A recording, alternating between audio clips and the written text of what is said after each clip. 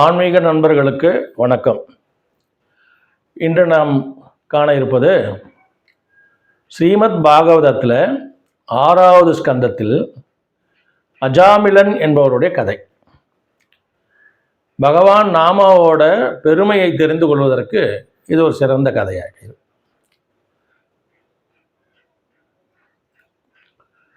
ஐந்து கரத்தனை ஆணை முகத்தனை இந்தின் இளம்பிறை போலும் எயிற்றனை நந்தி மகன் தனை ஞானக் கொழுந்தினை புந்தியில் வைத்து அடி போற்றுகின்றேனே. பச்சை மாமலை போல்மேனி பவழவாய் கமலச் செங்கண் அச்சுதா அமரஜேரே ஆயர்தம் கொழுந்தே என்னும் இச்சுவை தவிரையான் போய் இந்திரலோகம் ஆளும் அச்சுவை பெரினும் வேண்டேன் அரங்கன் மாநகருளானே.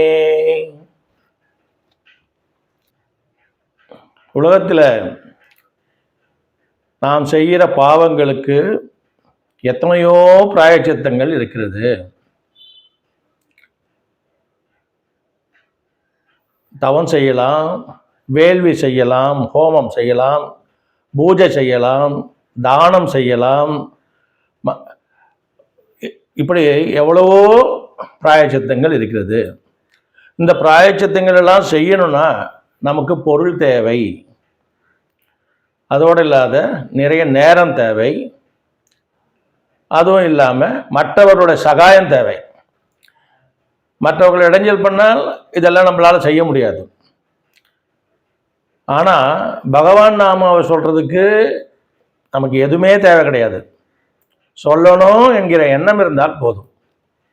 அது இருந்தாலே இந்த எல்லா பாவங்களையும், நீங்கள் எவ்வளவு பாவங்கள் செய்திருந்தாலும் அந்த பகவான் நாம சொன்ன உடனே அவையெல்லாம் தீயில போட்ட ஒரு பொருளை மாதிரி எரிஞ்சு சாம்பலாகிடும்.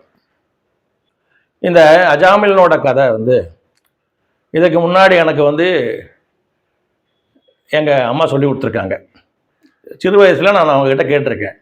அவங்க பாகவதம் படிப்பாங்க, ஸ்ரீமத் பாகவதம் படிப்பாங்க, ராமாயணம் படிப்பாங்க, தேவி பாகவதம் படிப்பாங்க. இது மூன்றும் தினசரி அவங்க படிக்கிற பழக்கம் உள்ளவங்க. அவங்கக்கிட்ட நான் கதையை கேட்டிருக்கேன். அப்போ எதுக்காகமா எங்கள் வீட்டில் பார்த்தீங்கன்னா எல்லாருடைய பேரும், என்னுடைய அண்ணனோட பேர்கள், அக்கா பேர், எல்லாரோட பேருமே சாமி பேராக வச்சுருப்பாங்க எங்கள் வீட்டில். அப்போ நான் எங்கள் அம்மா கிட்ட கேட்டேன், அம்மா இந்த மாதிரி எல்லாரோட பேருமே சுவாமி பேராக வச்சுருக்கீங்க, எதுக்காக அந்த மாதிரி வச்சிங்க? இப்போ எல்லாம் எவ்வளோ வேறு வேறு பேர் வைக்கிறாங்களே என்று கேட்டபோது அவங்க எனக்கு சொன்னாங்க, இந்த மாதிரி அஜாமிலன் ஒருத்தன் இருந்தான், அவன் சாகிற நேரத்தில் நாராயணான்னு கூப்பிட்டான், அதனால் அவனுக்கு முக்தி கிடச்சிது. அப்போ நம்ம பிள்ளைகளோட பேரை நம்ம அந்த மாதிரி கடவுள் பேராக வைத்தால் சில நேரங்களில் நம்மளே அறியாமல் நம்ம கூப்பிடுவோம்.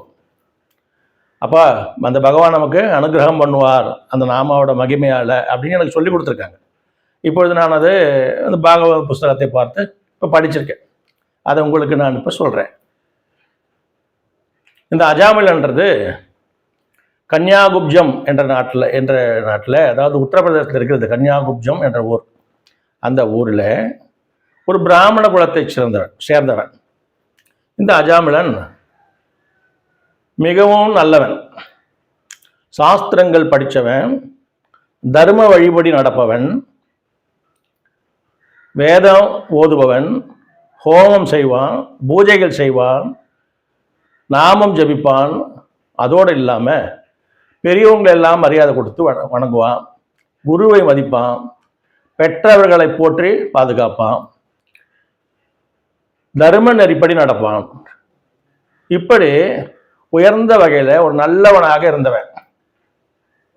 அப்படி இருந்த அஜாமிலன் ஒரு முறை அவருடைய அப்பா, அஜாமிலனோட தந்தையார், அவருக்கு சொல்கிறாரு, காட்டில் போயிட்டு நமக்கு தேவையான பூஜைக்கு தேவையான தர்ப புல், பூவு, பழங்கள், அப்புறம் சமித்து இதெல்லாம் எடுத்துக்கொண்டு வாப்பா அப்படின்னு சொல்லி அனுப்புகிறார். இந்த அஜாமிலன் காட்டிற்கு போய் இதையெல்லாம் எடுத்துக்கொண்டு வரான். இப்படி வருகின்ற வழியில ஒருத்தன் குடிச்சிட்டு மது அருந்திட்டு விலைமாது தாசியிடம் சந்தோஷமாக இருப்பதை இந்த அஜாமிலன் பார்க்கிறான். இந்த தாசியும் என்ன பண்றாங்க, அவங்களும் அது வந்திருக்காங்க, இவனும் அது வந்திருக்காங்க. இந்த காட்டுல அவர்கள் சந்தோஷமாக கேளிக்கையாக நடந்து கொண்டிருக்கிறார்கள். அவங்க செய்கிற லீலைகளை எல்லாம் இந்த அஜாமிலன் என்ன பண்றான், மறைந்திருந்து பார்க்கிறான். அப்படி பார்க்கும்போது இவனுக்கு என்ன ஆயிடுது, அவனுக்கு இந்த வேசியோட ஞாபகம் வந்துடுது. காம பேய் இவனை பிடித்து கொண்டது. அஜாமிலனை காம பேய் பிடித்து கொண்டது. இவன் எவ்வளவோ முயற்சி பண்றான். இவன் படித்தவன், வேதம் ஓதுனவன், தன்னுடைய அறிவெல்லாம் உபயோகப்படுத்தி அதுலேருந்து மீளலோன்னு நினைச்சாலும் இவனால் முடியவில்லை. ஏன்னா அந்த காமம் இருக்கு பாருங்க, அது இருக்கிறதுலே மோசமானது. அதுதான் கல்லினும் கொடிது காமம்னு சொன்னாங்க. இந்த மது இருக்கு பாருங்க, அது குடிச்சாதான் மயக்கம் வரும். ஆனால் இந்த காமம்ன்றது நினைச்சாலே வரும், பார்த்தாலே வரும். அப்போவே நிலை தடுமாறிடுவான். இதுதான் இந்த காமம். அந்த நிலையில் இந்த அஜாமிலன் என்ன பண்ணுறான், அந்த வேசியை பார்த்ததுக்கு பிறகு இவனை காமப்பை பிடித்து இவன் அந்த வேசியை அடையணும் என்கிற ஆவலால் அதே நினைப்பா இருக்கான்.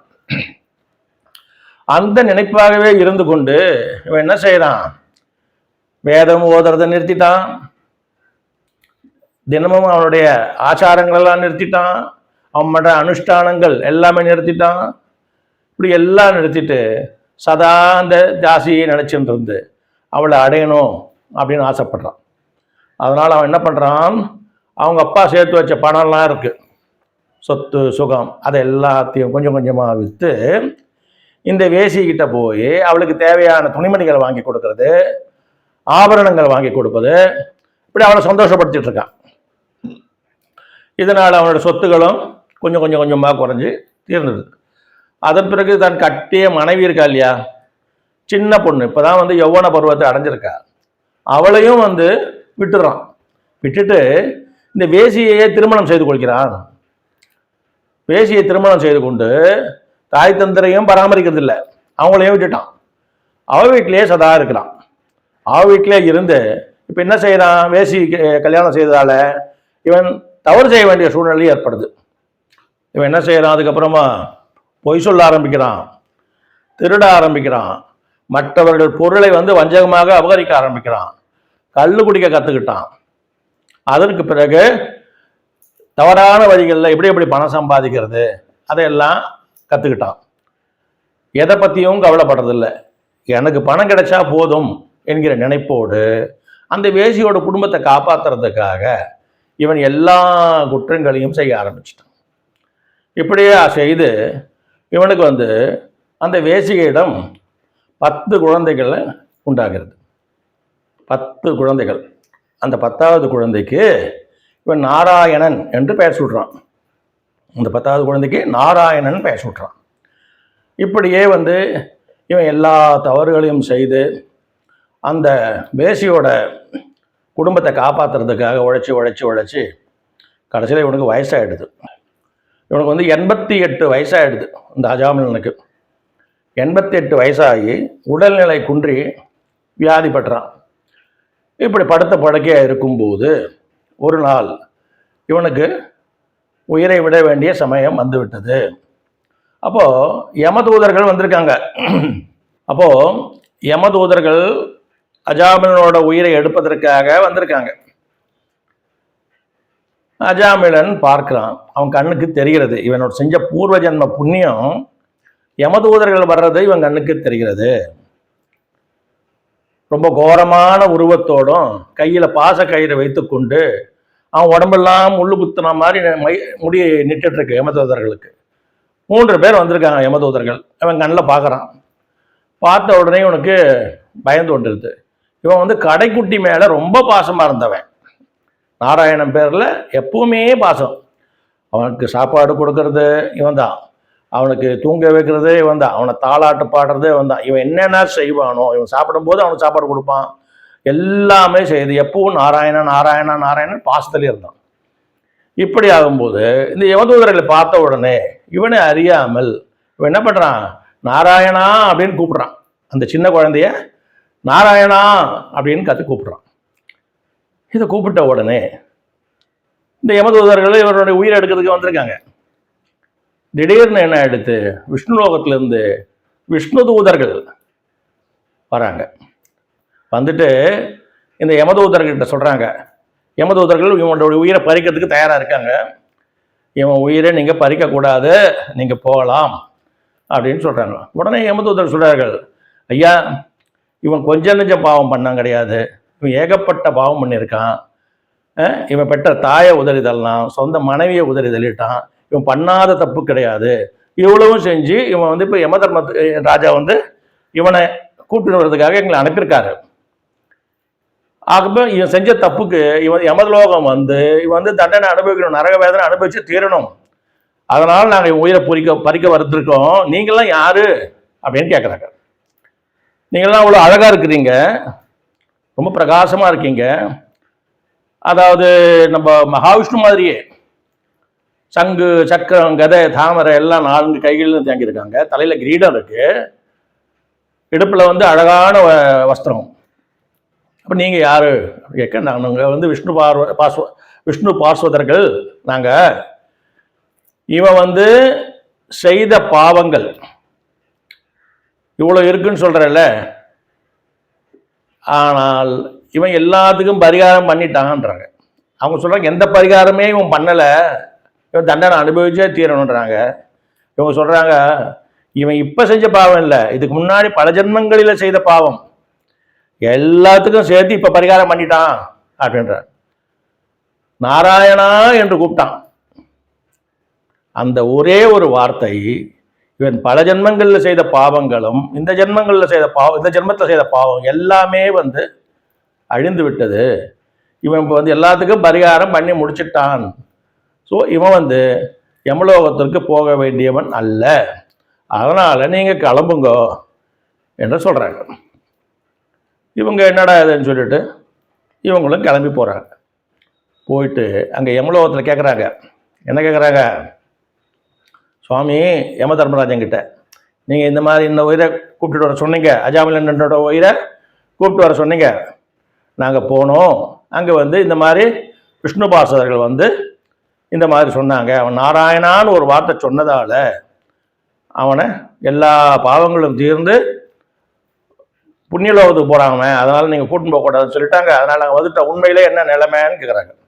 அப்போ யம தர்மராஜன் சொல்கிறாரு, என்ன சொல்கிறாரு, நம்மளுடைய இதெல்லாம் வந்து சக்தி எல்லாம் வந்து பாவம் செய்கிறவங்களுக்கு மாத்திரம்தான் பழிக்கும், அவங்க கிட்ட மாத்திரம்தான் நம்ம போகணும். பகவானுடைய பேரை சொல்கிற அந்த புண்ணியசாலிகள் இருக்காங்க இல்லையா, அவங்க கிட்டலாம் நம்ம போகக்கூடாது, நாராயணன் பேரை சொல்கிறவங்கள உச்சரிக்கிறவங்கள நீங்கள் போகவே முடியாது, அங்கே கிட்டக்கவே போக முடியாது அப்படின்னு சொல்லி சொல்கிறார்.